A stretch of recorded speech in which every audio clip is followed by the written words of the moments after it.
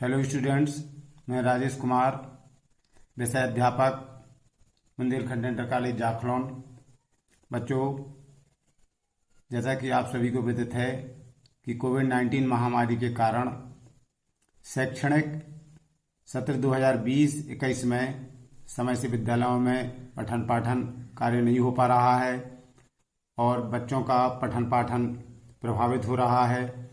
इसी को दृष्टिगत रखते हुए उत्तर प्रदेश माध्यमिक शिक्षा परिषद द्वारा आपके पाठ्यक्रम से 30% की लगभग कटौती की गई है।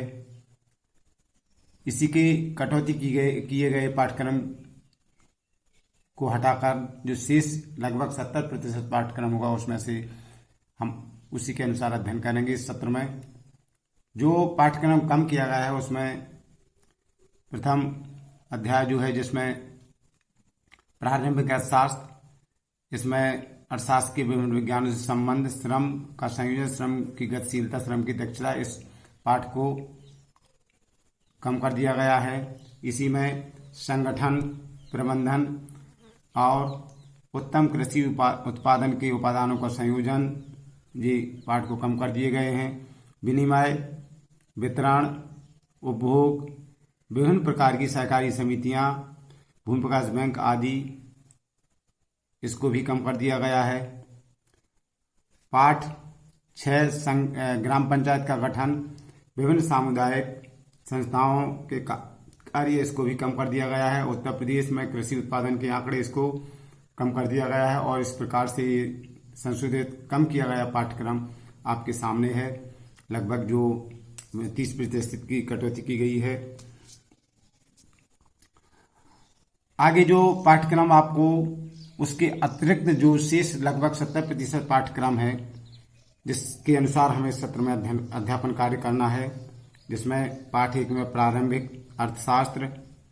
इस प्रारंभिक अर्थशास्त्र में हम किसके बात का अध्ययन करेंगे ये आपके सामने दिया गया है। पाठ 2, इसी में प्रारंभिक अर्थशास्त्र में भूमि, श्रम, पूंजी, इस प्रकार से इन पाठों का हम अध्ययन करेंगे। विनिमय, वितरण, उपभोग, सहकारिता का प्रारंभिक, सहकारिता के सिद्धांत, प्रारंभिक ज्ञान, सहकारिता के सिद्धांत आदि, इन सभी पाठों का हम इस सत्र में अध्ययन करेंगे।